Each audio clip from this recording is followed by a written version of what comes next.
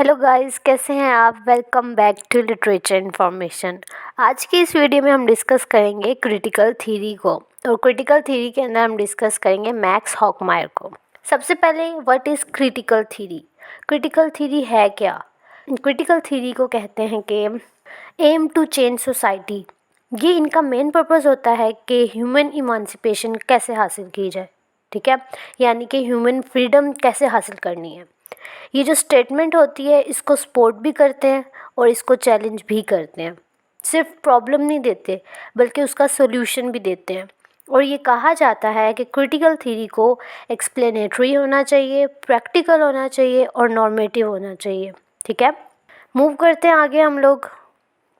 Early development of critical theory, Max Horkheimer 1895 to 1973। इनकी born और death की date ये यहाँ मैंने मेंशन की है।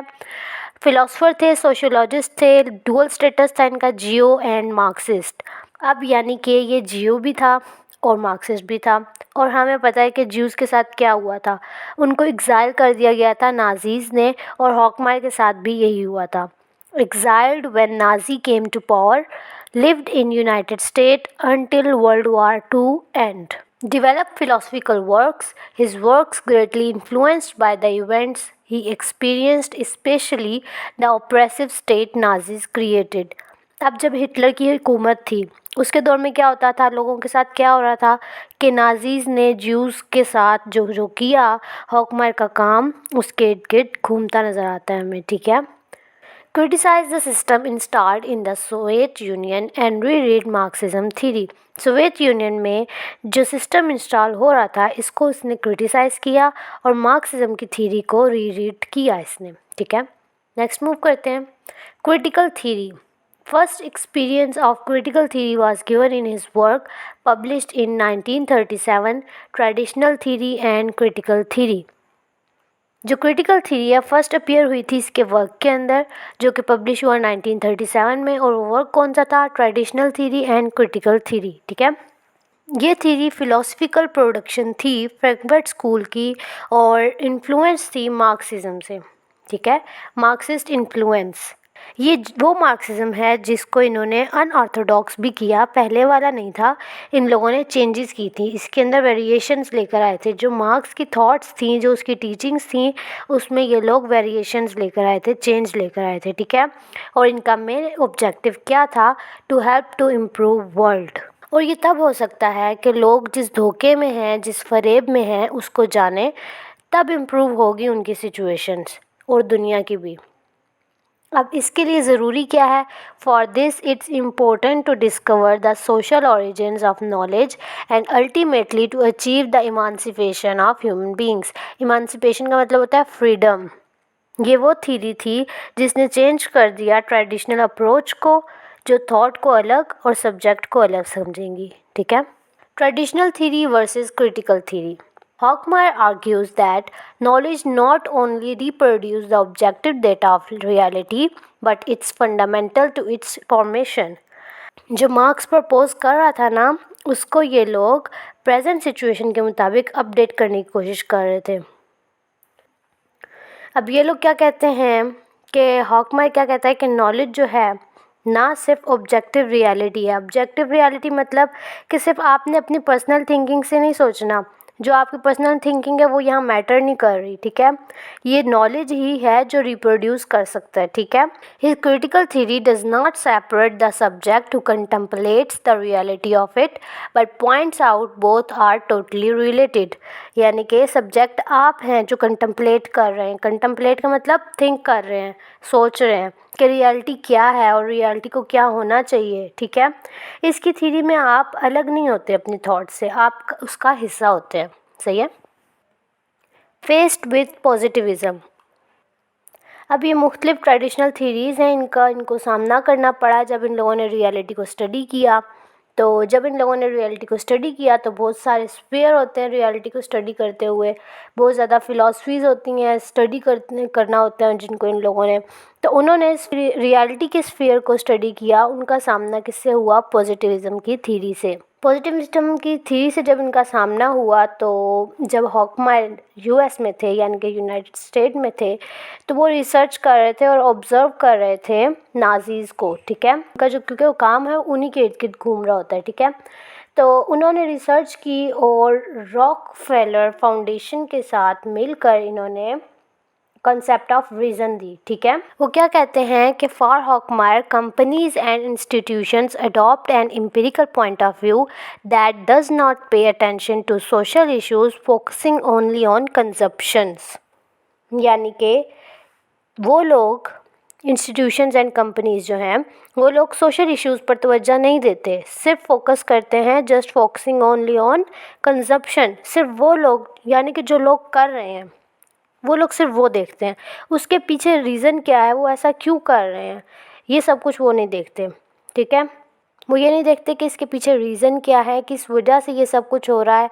वो सिस्टम जो है जिसको वो लीक कर रहे हैं वो सिस्टम ही तो नहीं कहीं वो वजह बन रहा उस चीज़ का, ठीक है। Facing the enlightenment.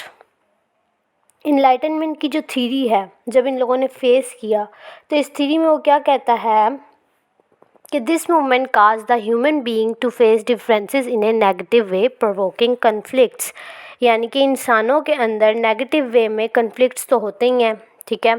और ये इनलाइटनमेंट वाले भी कहते हैं कि जो हम कह रहे हैं वो बिल्कुल ठीक है और हमारे अलावा जो कोई भी कुछ भी कह रहा है वो ठीक नहीं है, जो हम कह रहे हैं बस वो ठीक है।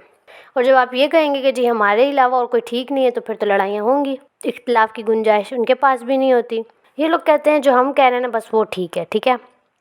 The society which emerged with enlightenment was homogeneous without giving room of differences. यानी कि कोई इनको इख्तिलाफ़ की गुंजाइश भी नहीं देते ये लोग, ठीक है। They concluded the reasons enlightenment was used is destructive not liberating way। वो रीज़न जिसको enlightenment वालों ने यूज़ किया वो खुद डिस्ट्रक्शन की वजह बनती है क्योंकि वो बर्दाश्त नहीं करती किसी भी इंटरेस्ट को, ठीक है। Myths making replace one two another. यानी कि इनलाइटनमेंट वालों के लिए सब कुछ जो है किसी ना किसी मिथ पर होता है जो रियलिटी नहीं होती, और ज़्यादातर रिलीजियस मिथ्स होती हैं उसके अंदर। ये हो जाएगा, वो हो जाएगा, जन्नत मिलेगी, दोज़ख मिलेगी, लेकिन ऐसा उनको नहीं पता। ऐसा नहीं है कि वो इनको ख़त्म कर देते हैं, वो न्यू मिथ मेकिंग न्यू शुरू कर देते हैं। एक मिथ को ख़त्म करते हैं दूसरी शुरू हो जाती है। मिथ अपने आप से बनाते जाते हैं, फ़लाँ चीज़ अच्छी है, फ़लाँ चीज़ बुरी है, और फिर उसके ऊपर इख्तिलाफ़ बर्दाश्त नहीं करते, ठीक है। This movement cause the human beings to face differences in negative way. Hockmeyer put as an example the myth of superior race as one of those who in his country had replaced the ancient myths। यानी कि ये भी एक चीज़ है जो Nazi के करीब करीब थी। ये जो नाजी थे, ठीक है, उन्होंने अपनी कौम को सुपीरियर रेस की मिथ के पीछे लगा दिया। कोई ना कोई मिथ मिली जिसे आप स्लोगन कह लें, वो देने होते सियासी तौर पर, इसके पीछे अवाम लगी हुई है, ठीक है। तो उनको ये मिथ पढ़ाई गई कि सुपीरियर रेस की, उनको सुपीरियर रेस के पीछे लगा दिया गया। एक मिथ ख़त्म हुई, दूसरी मिथ को उन लोगों ने न्यू रिप्रोड्यूस कर लिया अपने फ़ायदे के लिए। उनको जो उनको ठीक लगता था वो करते जाते थे। ये ऐसी है जैसे एक बुत तोड़ा तो दूसरा बना लिया। ये बुत बनाने का सिलसिला ख़त्म होना चाहिए, ये कहती है क्रिटिकल थ्योरी हमारी। Review of Marxism. Frankfurt school based on Marxism. अब फ्रैंकफर्ट स्कूल जो है हमारा, उसको मार्क्सिस्ट की फ़िलासफ़ी के ऊपर बेस करता है, लेकिन वर्ल्ड वॉर 2 के एंड पर बहुत ज़्यादा क्रिटिसाइज़ किया इस फ़िलासफ़ी को भी। Marx had erred in thinking that impoverished workers यानी कि लेबर क्लास, गरीब तबका, were going to end capitalism. अब हॉकमायर क्या कहता है कि मार्क्स जो है वो गलती पर था, उसकी ये सोच गलत थी कि जो लेबर क्लास है वो कैपिटलिज्म को आगे लेकर चल सकेंगे, उसकी चेंजेस ले आएंगे वो, ठीक है। मार्क्सिज्म ने क्या किया, he had manage to raise the workers standards of livings. वो सिर्फ इस हद तक कामयाब हुआ कि स्टैंडर्ड ऑफ लिविंग्स जो है लेबर क्लास की, उनको वो बिल्ड कर सके, ठीक है। लेकिन हुआ क्या, अब हॉकमायर क्या कहता है कि Horkheimer ventured that the world was directed to bureaucratised society with all aspects regulated. उसने कहा दुनिया अब इस तरह से हुकूमत पर आ गई है जो ब्यूरोक्रेटिस्ट हैं, जिस पर हुकूमत करें बनाएं, उनके बने हुए सिस्टम में रहें, यानी कि ऑप्रेस होकर रहें, ठीक है। He made denunciation of revolutionary violence, convinced that this was not the way to change reality. Denunciation का मतलब होता है किसी चीज़ से दस्तबरदारी इख्तियार करना कि मैं इसका हामी नहीं हूँ। डिनंसिएशन वर्ड निकला है डिनांस से, ठीक है। अच्छा, वो जो रेवोल्यूशनरी वायलेंस है वो कहता है कि मैं इसका हामी नहीं हूँ। तशद्दुद वाले इनकलाब से चीज़ें नहीं बदलती, यानी कि तशद्दुद से चीज़ें नहीं बदलती, चेंज नहीं आते जो ज़बरदस्ती बनाए जाते हैं, ठीक है। कल्चर इंडस्ट्री पर भी इन लोगों ने क्रिटिसिज्म किया। For Hochmeyer, the media, the cinema and in general all that industry was part of the system. यानी कि ये सारा कुछ जो है ये सिस्टम का एक हिस्सा है। कैपिटलिस्ट सोसाइटी अगर है, ठीक है, उसने लेबर पैदा करना है, ठीक है, तो इंडस्ट्री जो है उसमें बहुत इम्पोर्टेंट रोल प्ले करेगी। वो कैसे? एक गरीब बंदा है, वो अपनी रोज़ की ज़रूरियात पूरी करे, अपना खाना पीना पूरा करे, कोई पढ़ना पढ़ाना, घूमना फिरना, सुकून से घर पर रहना, ऐसे कोई आला ख़यालात उसको आएंगे नहीं। वो इस कदर परेशानियों में घिरा होता है। उसके आने वाली जनरेशन की भी परवरिश ऐसी ही होती है कि बाप काम कर रहा है, मज़दूरी कर कर के बूढ़ा हो गया है, स्कूल में एडमिशन करवाने के बजाय बेहतर है कि उसका हाथ बटा दिया जाए काम में, वो बाजू बन जाए अपने बाप का, ठीक है। और इस तरह जनरेशन टू जनरेशन एक लेबर क्लास तैयार होती रहती है। ऐसे इंडस्ट्री अपना हिस्सा बना लेती है, कोई भी आइडियोलॉजी वो लोग बना लेते हैं जो उनके फ़ायदे के लिए हो, यानी कि उनके फ़ायदे के लिए जो चीज़ होगी वो वैसी आइडियोलॉजी बिल्ड कर लेते हैं। फॉर एग्ज़ाम्पल अगर आप देखें, जो भट्टी पर मज़दूर काम कर रहे होते हैं उन्होंने इतना कर्ज़ा लिया होता है कि उन मज़दूरों की कई साल तक वो लोग बाउंड हुए होते हैं, ठीक है। उन लोगों ने अपने आप को, अपनी फैमिली को, अपने बच्चों को, सबको उसके अंदर लगाया हुआ होता है क्योंकि वो मजबूर होते हैं।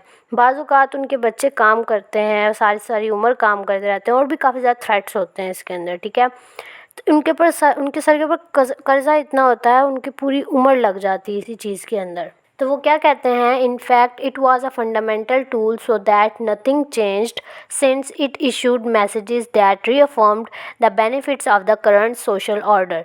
यानी कि मीडिया जो है वो सब इस सिस्टम का हिस्सा होता है। तो ये कुछ भी चेंज नहीं हो पाता और ना ही ये कर पाते हैं, सारे इसी सर्कल के अंदर घूमते रहते हैं, ठीक है।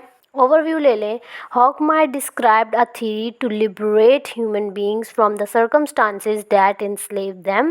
A critical theory has a distinctive aim to unmask the ideology falsely justifying, to reveal it as ideology, and to contribute to the task of ending that oppression. ये आज की हमारी पूरी वीडियो का जो मॉरल लेसन निकलता है, जो हमने डिस्कस किया है, ये वो मैंने यहाँ कंक्लूड करके लिखा है, ठीक है। उम्मीद है आपको लेक्चर की समझ आई होगी। मिलते हैं नेक्स्ट वीडियो के अंदर, तब तक अपना ख्याल रखें। वीडियो को लाइक करें, शेयर करें, सब्सक्राइब करना मत भूलिएगा। मिलते हैं नेक्स्ट वीडियो में। अल्लाह हाफिज़।